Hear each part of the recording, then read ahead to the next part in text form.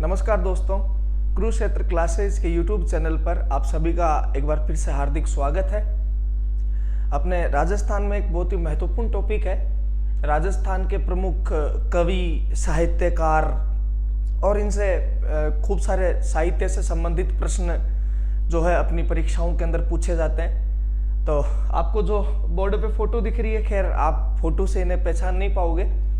आज हम बड़े रोचक तरीके से राजस्थान के एक जाने माने राष्ट्र कवि, जो न केवल कवि थे जबकि एक महान योद्धा भी थे, उनके बारे में अध्ययन करेंगे। ये अपना पहला ही वीडियो इस चैप्टर का, तो मैं आपको थोड़ा बता देता हूँ ये कवि क्या होता है। सिंपल सी चीज, अपने राजस्थान में ऐसा कहा जाता है कि यहाँ पे गांव गांव में थर्मोपल्ली है और घर घर में लियोनिडास जैसे विद्वान रहते हैं। कर्नल जेम्स टोड के गए थे। तो जो रणबांकुर होते थे, वीर योद्धा होते थे, उनका काम होता था रण यानी कि युद्ध के मैदान में अपनी वीरता और बहादुरी का प्रदर्शन करना, तलवार से अपनी वीरता का परिचय देना। तो उनकी वीरताओं को कवियों ने अपनी कलम के माध्यम से और अपने ग्रंथों के अंदर जिस प्रकार वर्णन किया वो बड़ा रोचक है। या हम यूं कह सकते हैं कि पुराने टाइम के मीडिया जो है वो कवि हुआ करते थे। ये जिन राजाओं के बारे में, वीरता और बहादुरी के बारे में अच्छे से लिख के चले गए, वो अपने हिस्ट्री में राजा बहुत फेमस हो गए। और कुछ राजा ऐसे भी थे जो थे तो वीर बहादुर अच्छे, लेकिन कवियों ने उनके बारे में हो सकता है नहीं लिखा हो, तो उनको हम इतना वीर बहादुर या अच्छे से उनका अपन जो मूल्यांकन नहीं कर पाते। तो देखिएगा दोस्तों, ये जो कवि है मैं आपको बता दूं, इनका नाम है दुर्सा आडा। क्या नाम है कवि का? दुर्सा आडा। और दुर्सा आडा का नाम लेते ही आप लोगों को जरूर समझ में आ गया होगा कि अच्छा ये वही दुर्सा आडा है क्या जो अकबर के दरबार में रहा करता था। और कहीं ना कहीं हम जब महाराणा प्रताप को पढ़ते हैं तो उस समय दुर्सा आडा के बारे में हम एक दो जिक्र करते हैं। या फिर जब हम एक ग्रंथ है पृथ्वीराज राठौड़ का वेली किशन रुक्मणीरी, तो वहां पढ़ते हैं कि दुर्सा आडा ने वेली किशन रुक्मणीरी को अपना 5वां वेद, 19वां पुराण, 109वां उपनिषद वगैरह ये कहा था। ठीक है, तो ये वही दुर्सा आडा जी है। अब इनकी जीवनी के बारे में हम खैर पढ़ना स्टार्ट करेंगे। तो देखो इधर दुर्सा आडा के जो माता पिता थे वो कौन थे। देखिए, दुर्सा आडा के पिताजी का जो नाम है महाजी आडा। पिताजी का नाम बताओ, क्या नाम था? महाजी आडा। और आप ध्यान रखना, ये जो आडा होते हैं ना वो भी चारण होते हैं।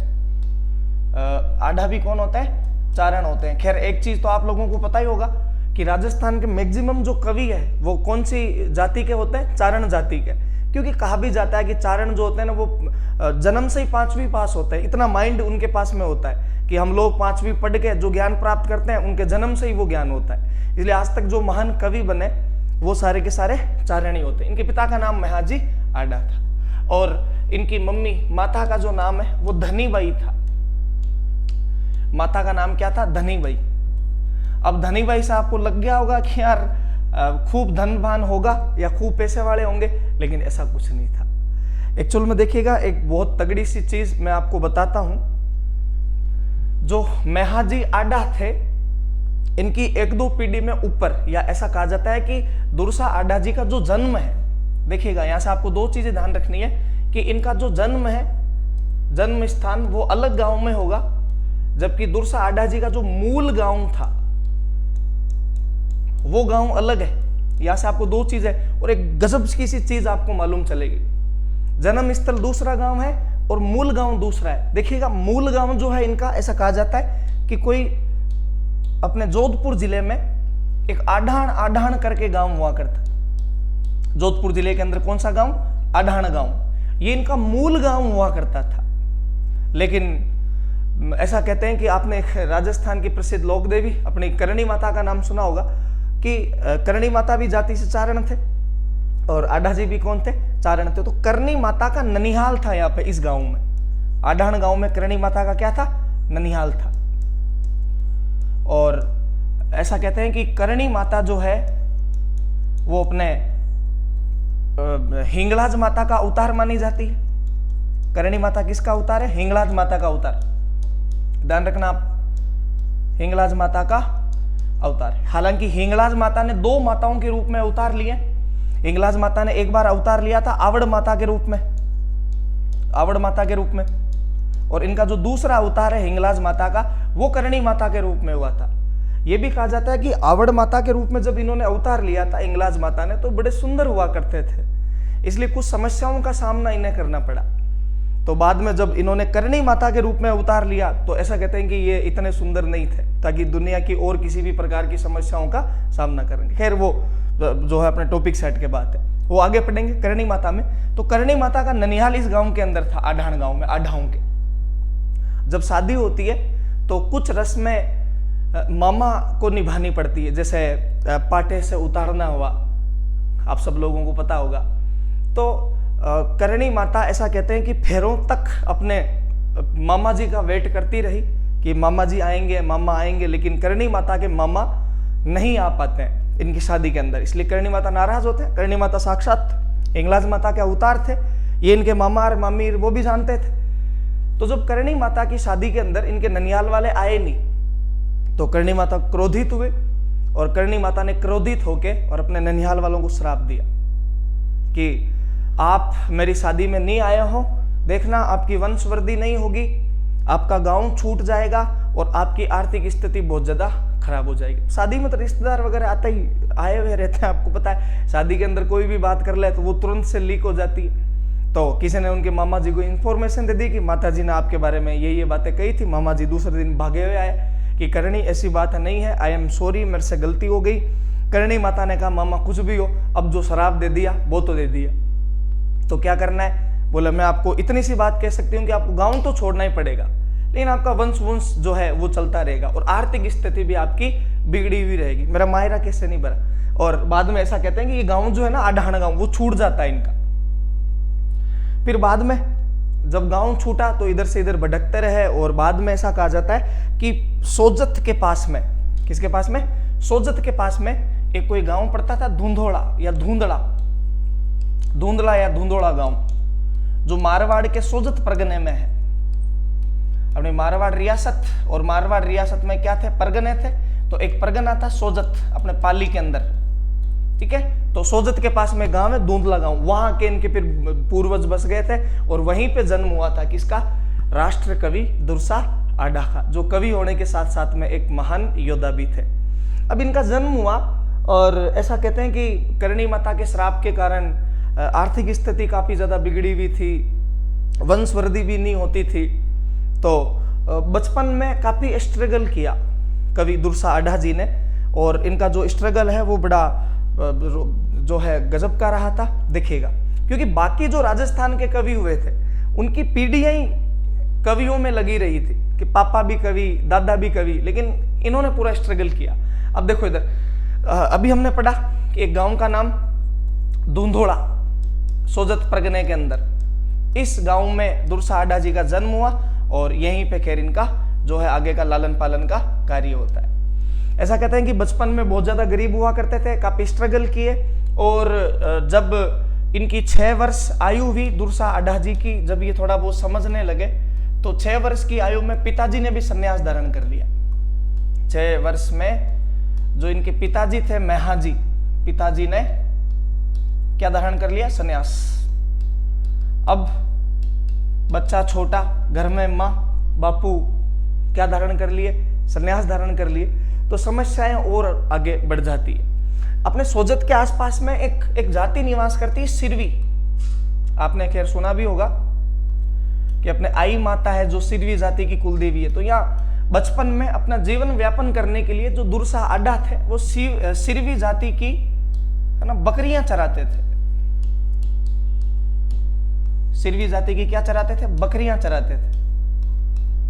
खैर मारवाड़ में तो जब कुछ भी नहीं हो तो 5-10 बकरियां ले लो तो खैर जीवन व्यापन तो हो ही जाता है। तो सिरवी जाति की बकरियां चराते थे। बकरियां चराते चराते ऐसा कहते हैं कि अपने सोजत में ही एक गांव पड़ता है बगड़ी। सोजत में एक गांव है और उस गांव का नाम बताओ क्या है? बगड़ी। बगड़ी गांव। इस बगड़ी गांव के एक जागीरदार थे जिनका नाम था प्रताप सिंह। बगड़ी गांव के जागीरदार का नाम बताओ क्या था? प्रताप सिंह था।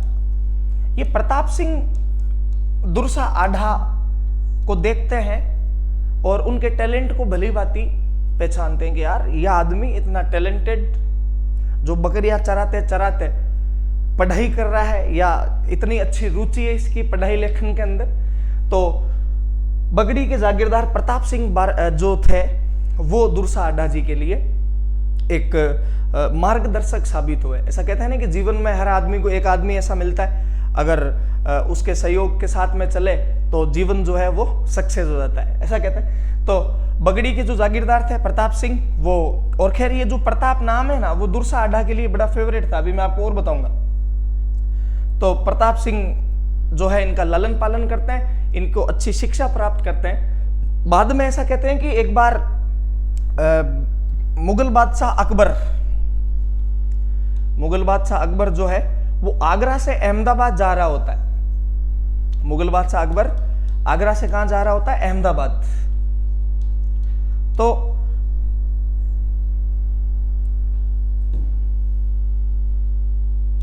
आगरा से अहमदाबाद जा रहा होता है, तो ऐसा कहते हैं कि बीच में जो है अकबर ने रात्रि विश्राम करने के लिए या रात्रि की जो व्यवस्था, बोले बगड़ी के ठाकुर प्रताप सिंह को कहा था कि आज नाइट स्टे आपके घर पे, ठीक है, और आप जो है वो आज की व्यवस्था कीजिए। तो प्रताप सिंह को पता था कि यार ये काम अच्छे से अगर कोई कर पाएगा तो वो कौन? कवि दुरसा अड्डा। तो उन्होंने इसकी जिम्मेदारी किसको दी? दुरसा अड्डा को। दुरसा अड्डा ने क्या मैनेजमेंट किया था कि प्रत्येक अकबर के साथ में जो आदमी यो आए थे 1% परेशान होने की जो 100 चीज मांगे वहां अवेलेबल। अकबर खुश हुआ, यार ये व्यवस्था, इतना दिमाग किसका? अकबर ने कहा किसने की ये सारी व्यवस्था? बोले मेरे कवि है दुरसा अड्डा। तो पहली बार परिचित हुए और अकबर ने उन्हें ज्वाइनिंग लेटर दे दिया। बोला अभी तो मैं अहमदाबाद जा रहा हूँ, वापस लौटूंगा तो मेरे दरबार में तेरी नौकरी पक्की। तो खैर ये जो है वो नॉर्मल सी बातें हैं। ऐसा कहते हैं कि जो बगड़ी के ठाकुर थे प्रताप सिंह, वो मालदेव उस समय मारवाड़ के राजा हुआ करते थे, और उन्होंने दुरसा अड्डा के लिए एक तो उनका मूल गांव जो था दूंदोड़ा गांव, और एक उसके पास में एक गांव और था, वो 2 गांव उनको जागीरी में दिलवा दिए थे। अब ध्यान रखना, अगर कोई राजा महाराजा किसी कवि या किसी दरबारी विद्वान की गुणवत्ता से प्रसन्न हो जाए तो उन्हें जो गांव भेंट करते थे, है ना, उसको वो अपनी लैंग्वेज में क्या बोलते थे? शासन। क्या बोलते थे? शासन। ध्यान रखना, वेरी मस्ट इंपोर्टेंट। शासन क्या होती है कि राजा महाराजा अपने किसी दरबारी विद्वान या किसी दरबारी कवि की विद्वता से प्रभावित होकर, उसके गुणों से प्रभावित होकर, और जो दान करते हैं गांव वगैरह, तो उनको बताओ क्या कहा जाता है? शासन। तो मालदीव ने इनको एक तो दूंदोड़ा गांव, एक उसके आसपास का जो गांव है वो शासन के रूप में दी। बाद में क्या? बाद में दुरसा अड्डा के सितारे चमके और इन्होंने पूरे जीवन भर पीछे मुड़ के नहीं देखा। दिनों दिन ये प्रसिद्ध होते गए। ऐसा कहा जाता है कि इतने प्रसिद्ध हो गए थे कि अकबर के दरबार में अच्छे से अच्छे सामंत और जागीरदार खड़े रहा करते थे, लेकिन दुरसा अड्डा के बैठने के लिए आसन लगता था। इससे आप कल्पना कर सकते हो कि दुरसा अड्डा कितने उच्च कोटि के कवि रहे होंगे मुगल बादशाह अकबर के दरबार में। और देखते ही देखते आसपास के जो सारे राजा थे वो कवि दुरसा अड्डा को शासन के रूप में गांव दिए, पसाव के रूप में किसी ने 3 लाख रुपए, बीकानेर के महाराजा राय सिंह ने 1 करोड़ रुपए, मारवाड़ वाले राजा ने खूब सारे गांव, सिरोही के राव सुल्तान देवड़ा ने खूब सारे गांव, अभी मैं आपको और बताऊंगा। महाराणा प्रताप के वंशज महाराणा अमर सिंह ने खूब सारे गांव। ऐसा करके कुल मिला के बढ़िया सी लाइफ सेट हो गई कवि दुरसा अड्डा की। अब देखो इधर, कवि दुरसा अड्डा को जो शासन में गांव मिले थे वो सर्वाधिक गांव सिरोही राज्य से संबंधित थे। जो शासन के अंदर गांव मिले थे वो सर्वाधिक गांव जो है वो कौन से राज्य के थे? सिरोही राज्य के या सिरोही रियासत के। अब देखो एक चीज खैर नॉर्मल सी होती है, आप लोगों को भी पता होगा कि जहां पे अपनी जीवन व्यापन का जुगाड़ हो अपन वहीं जाके बस जाते हैं। आज आप लोग तैयारी कर रहे हो और आपकी नौकरी लगी, आपकी पोस्टिंग जैसलमेर हो गई, वहां से पोस्टिंग हुई नहीं, तो आप अपनी फैमिली सही थी, माता पिता पत्नी को लेके वहीं शिफ्ट हो जाओगे। तो आप फिर जैसलमेर के बाजने लग जाओगे यार कि हम तो जैसलमेर के अंदर रहते हैं। तो खैर जीवन व्यापन का जहां आधार होता है वहीं बस जाते हैं। तो दुरसा अड्डा जी को जो शासन में गांव मिले थे वो सर्वाधिक गांव कहां के थे? सिरोही राज्य के। इसलिए जाके कहां बस गए? सिरोही के अंदर बस गए थे। अब देखो आगे की जो बात है, जब दुरसा अड्डा सिरोही में जाके बस जाते हैं तो देखिएगा, सिरोही के राजा उस समय होते हैं सुल्तान देवड़ा। सिरोही के राजा जो है उस समय कौन होता है? सुल्तान देवड़ा। नाम तो सुना ही होगा आपने, अकबर के खिलाफ बगावत करने वाले राजस्थान के 3 राजा या राजस्थान के वे 3 शासक जिन्हें अकबर बार बार फेसबुक पे फ्रेंड रिक्वेस्ट भेजता लेकिन वो एक्सेप्ट नहीं करते थे। एक अपना मारवाड़ का राव चंद्रसेन, मेवाड़ का राणा प्रताप और सिरोही का अपना सुल्तान देवड़ा। तो ऐसा कहते हैं कि सुल्तान देवड़ा जो है वो कहाँ के राजा थे? सिरोही के। एक मैं आपको और एक अच्छी सी चीज बता देता हूं इनसे रिलेटेड। अपने जो सिरोही के राजा है वो पहले मान सिंह थे, और ऐसा कहते हैं कि मान सिंह के कोई लड़का नहीं हुआ, एक लड़की हुई, और उस लड़की का जो नाम है वो ईर्षालु था। तो जब पुराने टाइम में राजा महाराजाओं के टाबर यानी कि लड़का पैदा नहीं हुआ करता तो वो अडॉप्ट किया कर लेते थे अपने ठिकाने से। तो मान सिंह ने एक पुत्र जो है वो अडॉप्ट किया और उसका नाम जो है वो क्या था? सुल्तान देवड़ा। तो ये दत्तक पुत्र था किसका? मान सिंह का। और रियल बेटी जो है वो कौन थी? ईर्षालु थी। ईर्षालु की जो शादी है वो अपने महाराणा प्रताप के भाई जगमाल से हुई। आपको अगर पता हो तो महाराणा उदय सिंह अपनी रानी धीरबाई भटियाणी के प्रेम प्रभाव में आके और प्रताप की जगह जगमाल को राजा घोषित कर देते हैं। मेवाड़ की हिस्ट्री में हम ऐसा पढ़ते हैं, ये वही जगमाल है, ध्यान रखना आप। तो जगमाल की जो शादी है वो किसके साथ हो रखी है? सिरोही के भूतपूर्व राजा मान सिंह की पुत्री ईर्षालु के साथ। मतलब सुल्तान देवड़ा की बहन हुई ईर्षालु और सुल्तान देवड़ा का जवाई कौन हुआ? जगमाल। अब देखो जो सिरोही राज्य था, या अभी मैंने आपको बताया था कि अकबर की अधीनता स्वीकार करने को जब सुल्तान देवड़ा तैयार नहीं होता है तो अकबर का एक मुख्य सेनापति बीकानेर वाला राय सिंह वो गुजरात की तरफ अपनी सेना को लेके जा रहा होता है। तो सोचता है यार बीच में सिरोही को भी सल्टाते चलते हैं, बाद में कौन पर्सनल अभियान लेके आएगा।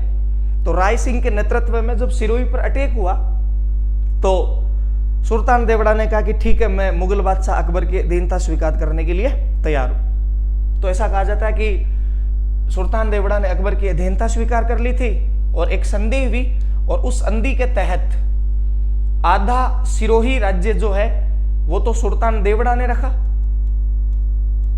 आधा तो किसका था? सुल्तान देवड़ा का।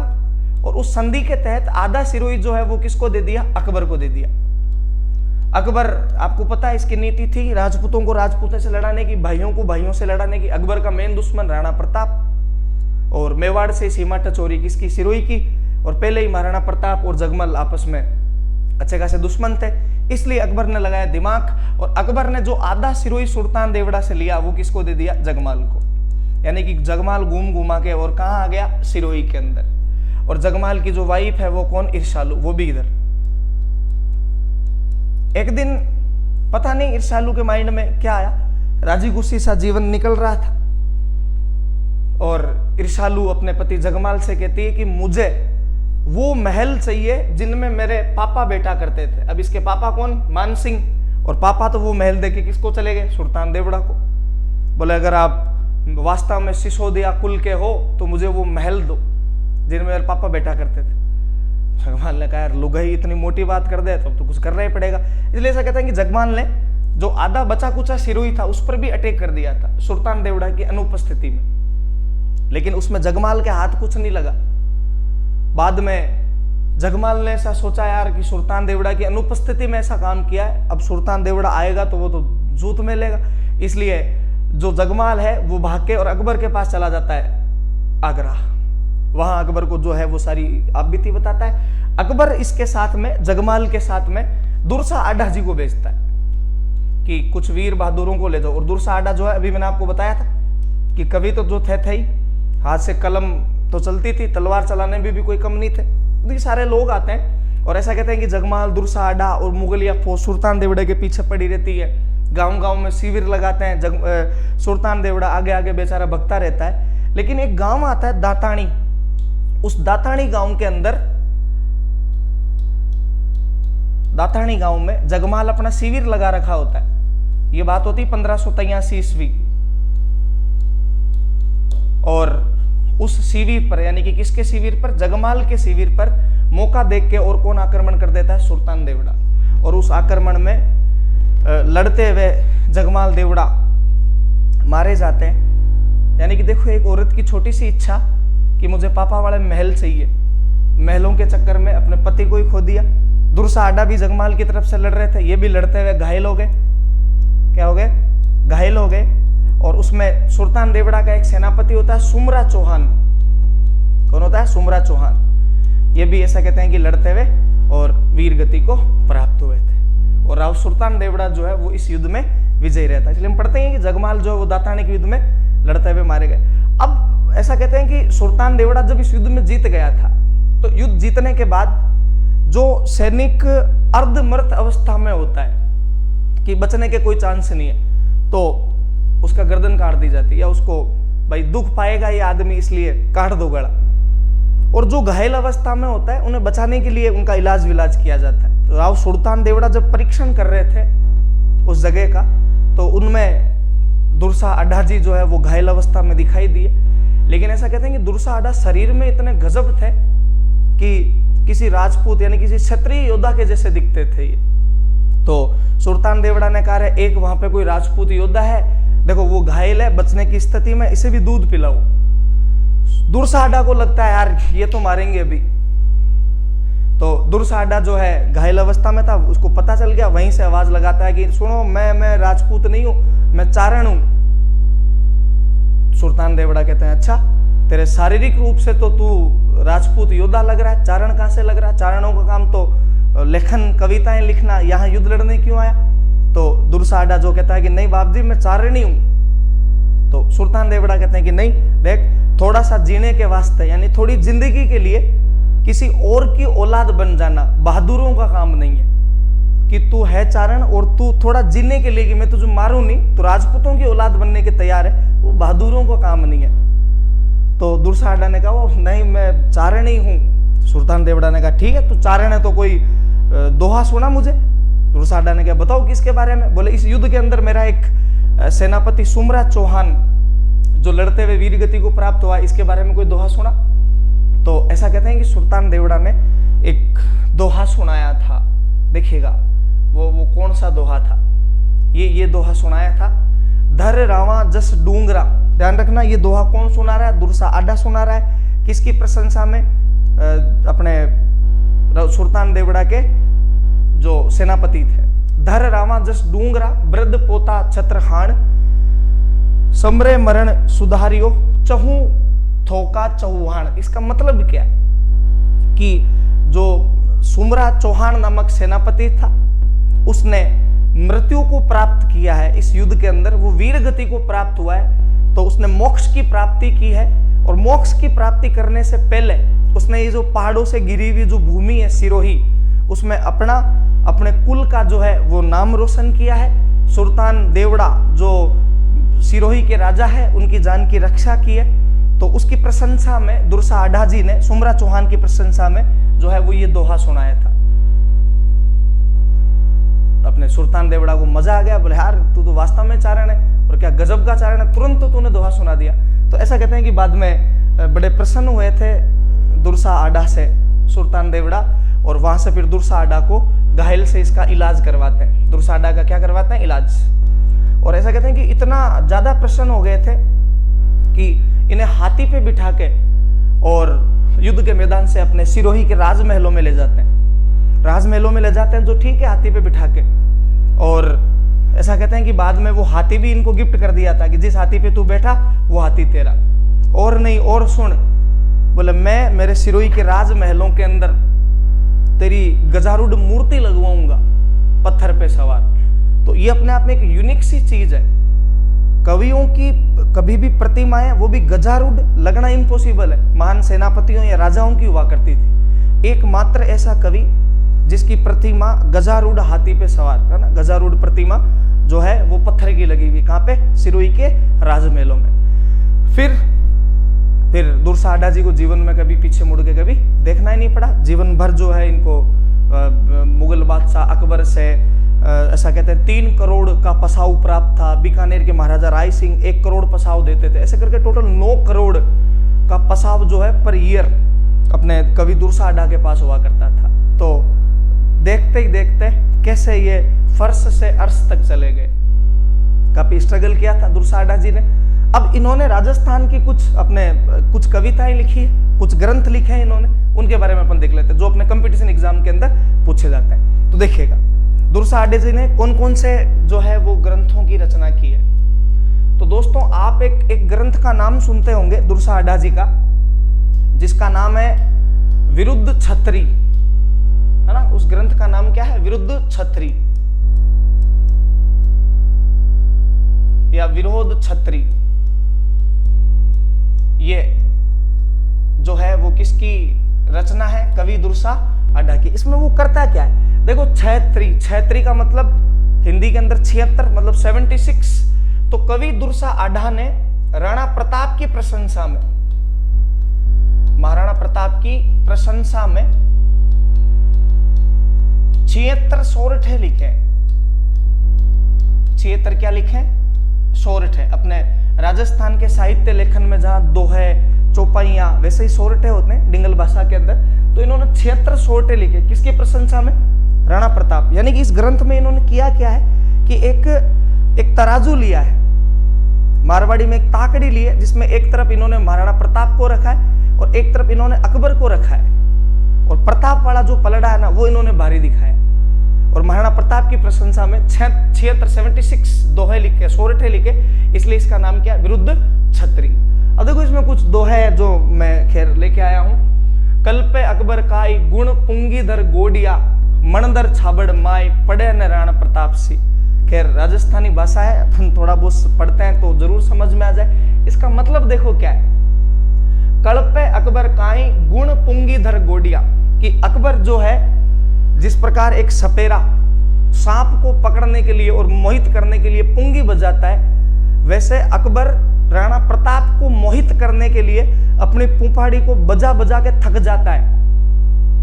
लेकिन घण मणधर छाबड़ माए, मणधर का मतलब है कि ये जो मणिधारी नाग है महाराणा प्रताप, वो छाबड़ माई पड़े ना राणा प्रताप सी। छाबड़ का मतलब जिसमें सांप होता है, जिस छाबड़ी के अंदर, कि अकबर ने लाख प्रयत्न किए राणा प्रताप को अपने अधीन करने के लिए, पुंगी बजाकर उनको नचाने के लिए, लेकिन राणा प्रताप फिर भी छबड़ी में नहीं आए। एक और है, अकबर घोर अंधार उघाना हिंदू अवर, जागे जगदातार पोहरे राणा प्रताप सी। खैर सिंपल सी चीज है कि अकबर घोर अंधार, कि अकबर ने जो राजस्थान के और भारत के हिंदू राजाओं को अपने अधीन करके जो अंधकार फैला रखा था, घोर अंधकार फैला रखा था हिंदुओं को अपने अधीन करके, उसमें एकमात्र उस अंधकार में नहीं डूबने वाले या अपनी रोशनी छोड़ने वाले कौन थे?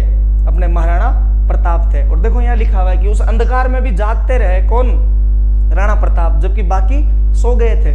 जग दातार, दातार का मतलब क्या होता है? कि कुछ देने वाला, तो ये जग के दातार, ऐसा कुछ संबोधित किया इन्होंने। वसुधा कर विख्यात, वसुधा का मतलब होता है भूमि, कर विख्यात यानी कि भूमि को फेमस विख्यात कर। समर्थ कुल सिसोदिया, महाराणा प्रताप सिसोदिया कुल से थे, कि सिसोदिया कुल की लाज रख गया, वो सिसोदिया भूमि को प्रसिद्ध कर गया। राणा जसरी रात प्रगटियो भला प्रताप सी, कि सिसोदिया कुल में महाराणा प्रताप जैसे, प्रगटियो का मतलब है जन्म हुआ, महाराणा प्रताप जैसे आदमी का, और इनका जो जस है, जस की रात और बात राणा प्रताप की दोनों ही प्रसिद्ध, इनकी प्रशंसा के अंदर लिखे। और देखो क्या लिखा है? अकबर गर्भ ने आन हिंदू से चाकर हुआ। इसका मतलब है कि अकबर जो है, अकबर गर्भ ने आन हिंदू से चाकार हुआ। चाकार का मतलब है नौकरी की। अपने राजस्थान और भारत के जितने भी हिंदू राजा थे, हिंदू राजा, से का मतलब है सारे, चाकर हुए, नौकर बने, किसके? अकबर के। दीठो कोई दीवान, कोई नहीं कह सकता कि कर तो लटका कटहड़े, यानी कि राणा प्रताप ने अकबर की अधीनता स्वीकार की, ये कोई नहीं कह सकता है। बाकी लगभग सारे हिंदू राजाओं ने अकबर की चाकरी जो है वो ग्रहण कर रखी थी। फिर देखो दुर्सा आडा जी ने सांगा जो थे महाराणा प्रताप के दादा, उनके बारे में कहा कि सांगो धर्म सहाय, यानी कि सांगा जी ने सनातन धर्म की रक्षा के लिए जो लड़ाई की थी अकबर के दादे बाबर से, तो उन्हीं के कम कदमों पे चला था महाराणा प्रताप, और उसने भी जो है वो अकबर की अधीनता स्वीकार नहीं की। पड़े ने राणा प्रताप सी, अकबर कदम आई, यानी कि अकबर के कदमों में महाराणा प्रताप कभी नहीं पड़ेगा। जिस प्रकार राणा सांगा ने सनातन धर्म की रक्षा के लिए बाबर से युद्ध लड़ा था, उस प्रकार राणा प्रताप भी अकबर से लड़ता रहेगा। सुख हित शाल समाज हिंदू अकबर बस हुआ, यानी कि सारे जो राजा थे राजस्थान के वो एक अच्छा वीआईपी जीवन, या आप बोल दो वियोगी अच्छा सा जीवन जी रहे थे अकबर की अधीनता स्वीकार करके। लेकिन रोसीलो मृगराज, रोसीलो मतलब है कि मृगराज जो हिरण होता है, सिंह शेर, ठीक है, रोसीला, रोसीला का मतलब है शेर के समान। पजे न राण प्रताप सिंह, पजना का मतलब होता है कि कब्जे में नहीं आया, अधीन नहीं हुआ, कि सारे हिंदू जो राजा है वो अपना आराम से जीवन व्यतीत कर रहे थे अकबर के दरबार में होते, लेकिन ये जो शेर के समान है राजा, वो कभी पजा नहीं, पजा का मतलब अधीनता स्वीकार नहीं की। अकबर जासी आप, यानी कि अकबर अपने आप जाएगा, अकबर जासी अपने आप, दिल्ली पासी दूसरा, कि दिल्ली का राजा कोई और हो जाएगा, अकबर की जब डेथ होगी तो दिल्ली का सुल्तान तो कोई और हो जाएगा। लेकिन पुनरासी प्रताप सुजस ने जासी सूरमा, लेकिन महाराणा प्रताप ने जो कार्य किया है वो इस तरह से आज भेज पाएंगे न कल भेज पाएंगे। अकबर की दिल्ली तो फिर भी चली जाएगी, लेकिन राणा प्रताप द्वारा किया गया जो कार्य है वो कभी भुलाया नहीं जा सकता। इस प्रकार दोस्तों ये जो एक ग्रंथ है विरुद्ध छत्री, और इसके अंदर महाराणा प्रताप की प्रशंसा के अंदर इन्होंने 76 क्या लिखे हैं, सोरठे, ये कुछ एक सोरठे जो है वो मैंने आपको बताया। अब देखिएगा आगे एक ग्रंथ और है अपने कवि दुर्सा आढ़ा जी का, और उस ग्रंथ का नाम है कीर्तार बावनी। ग्रंथ का नाम बताओ क्या है, कीर्तार बावनी। दूसरा ग्रंथ क्या है, कीर्तार बावनी। देखो कीर्तार बावनी के जैसा वो हमने पढ़ा था विरुद्ध छत्री, 76 सोरठे थे महाराणा प्रताप की प्रशंसा में। ये क्या है, कीर्तार बावनी। बावनी का मतलब क्या है, 52, 52। तो क्या क्या थे 52? ऐसा कहते हैं कि कवि दुर्सा आढ़ा जी ने अपने आसपास के गांवों के, अपने आसपास के जो गांव थे,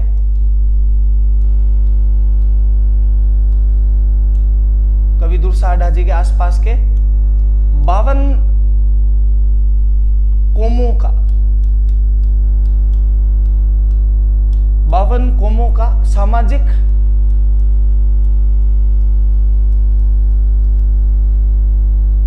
वर्णन कर रखा है। दुर्सा आढ़ा जी ने अपने आसपास के जो गांव थे, उनकी जो 52 कौमें थी, उनका सामाजिक वर्णन जो है वो किस ग्रंथ के अंदर कर रखा है, कीर्तार बावनी के अंदर। एक आपने बीरमदेव सोनगरा का नाम सुना होगा, या बीरमदेव सोलंकी। तो इनका एक जो कविता है, एक जो दुहा है, बीरमदेव सोलंकी रा दुहा, और एक ये सिरोही के राव सुल्तान देवड़ा के दरबार में ही थे, तो उनके ऊपर भी लिखा हुआ है, राव सुल्तान देवड़ा री कहानी। ठीक है, तो आप कंपटीशन एग्जाम की दृष्टि से ये अपने 4 इनकी किताबें ध्यान रखना, कविताएं बोल दो, दोहे बोल दो। ठीक है, तो ये इनका साहित्य योगदान था दुर्सा आढ़ा जी का।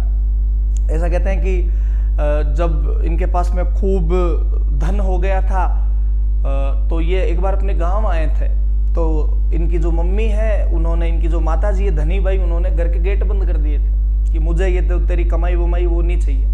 तो बाद में दुर्सा आढ़ा जी ने आसपास के गांवों को वो सारे पैसे दान कर दिए थे। ऐसा कहते हैं कि एक अखिल भारतीय चारण सुधारक जो है वो एक सेवा संस्थान चलता था, उसमें भी इन्होंने 14 लाख रुपए डोनेशन करके और अपने समाज के जो है वो सुधार हेतु इन्होंने खूब अच्छे अच्छे कार्य किए थे। फिर 127 वर्ष की एज में दुर्सा आढ़ा जी का जो है वो देहांत हो जाता है। इनके 4 बेटे होते हैं, खैर वो अपने काम की चीजें नहीं है। एक आप ये ध्यान रखना कि जब महाराणा प्रताप की मृत्यु हुई थी अपने 1597 ईस्वी में, और जब महाराणा प्रताप की मृत्यु का समाचार आता है मुगल दरबार के अंदर, तो पूरा दरबार लग रखा होता है। जैसे ही प्रताप की मृत्यु का समाचार आता है तो पूरा दरबार जो है वो शोक में डूब जाता है, चारों तरफ सन्नाटा। अकबर खुद मन ही मन जो है ऐसा कहते हैं कि अपने आंखों से आंसू टपका रहा होता है। दुर्सा आढ़ा जी जो उस समय अकबर के दरबार में मौजूद होते हैं और अकबर की मन की स्थिति को वो परख जाते हैं और अकबर के दरबार में खड़े होके और सुंदर से 2-3 दोहे सुनाते हैं। देखिएगा ये वाले, यहां से इसमें स्टार्टिंग करते हैं। वो अस लेगो अणदाग, अस लेगो अणदाग, इसका मतलब है कि पुराने टाइम में जो राजा मुगलों की अधीनता स्वीकार कर लिए जाते थे, उनके जो घोड़े होते थे उनके ऊपर मुगल साम्राज्य के दाग लगते थे। तो अस लेगो अणदाग यानी कि राणा प्रताप अपने घोड़े को अणदाग ले गया, किसी का दाग नहीं लगाया। पाग लेगो अणनामी यानी कि मेवाड़ी पाग को भी उसने मुगलों के यहाँ पे जो है वो झुकाया नहीं। गो आड़ा गढ़वाग जी को बह तो दुर्वामी, ऐसा कहते हैं कि महाराणा प्रताप का जो मेवाड़ नामक साम्राज्य था वो एक गाड़ी है तो उसको बाईं तरफ से खींचने वाला अकबर था, लेकिन फिर भी वो वीर बहादुर वीर शिरोमणि राणा प्रताप जो है वो संघर्ष करता रहा। नवरोज नह गयो, मुस्लिमों के अंदर जो नया साल होता है, नववर्ष होता है, तो उस समय बोले जो भी अधीन राजा होते थे वो मुगलों के दरबार में जाके और उनको सलाम करना होता था अकबर को, तो वहां पर भी राणा प्रताप न गया। ठीक है, न गो जरों का हेठ यानी कि दिल्ली और आगरा के जो झरोखे थे वो प्रसिद्ध थे। कहते हैं लोग बाग उस समय उन झरोखों को देखना बड़ा पसंद किया करते थे, उन झरोखों में भी राणा प्रताप जो है वो देखने नहीं गया। जैथ दुनिया दहली यानी कि दिल्ली के जो झरोखे हैं उनके नीचे भी राणा प्रताप नहीं गया, जहां जाने के लिए लोग बाग मरा करते थे। गहलोत राण जीत गयो यानी कि गुहिलोत वंश का राजा जो राणा प्रताप है वो जीत गया। दसन मूंद रसना डसी, उस समय अकबर जो है वो मन ही मन अपनी आंखों को मूंद के रो रहा होता है।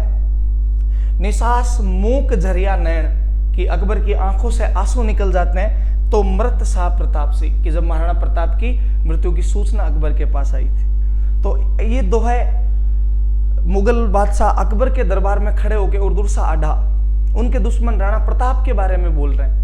कहते हैं पूरा दरबार ये सोच लिया था कि अकबर अब तो नहीं छोड़ेगा दुर्सा आढ़ा को, इसके यूं छोटे छोटे टुकड़े करके कुत्तों को खिलाएगा। लेकिन ऐसा बोलते हैं अकबर इतना प्रभावित हुआ दुर्सा आढ़ा जी के दोहों से कि वाह दुर्सा आढ़ा तू कितना वीर बहादुर है, मेरे दरबार में खड़े होके और मेरे दुश्मन की बढ़ाई कर रहा है, लेकिन जो तूने कहा है, जो दोहे सुनाए हैं, तूने मेरी मन की स्थिति का सही आकलन किया है। और उल्टा और अकबर जो है दुर्सा आढ़ा की पीठ को थपथपाता है। तो दोस्तों जो राजस्थान के साहित्यकार और कवियों की श्रृंखला है वो इसी प्रकार अपने आगे चलती रहेगी और कल की वीडियो में अपन एक अच्छे से और साहित्यकार के बारे में अध्ययन करेंगे। जब तक आप स्वस्थ रहिए, निरोग रहिए। धन्यवाद।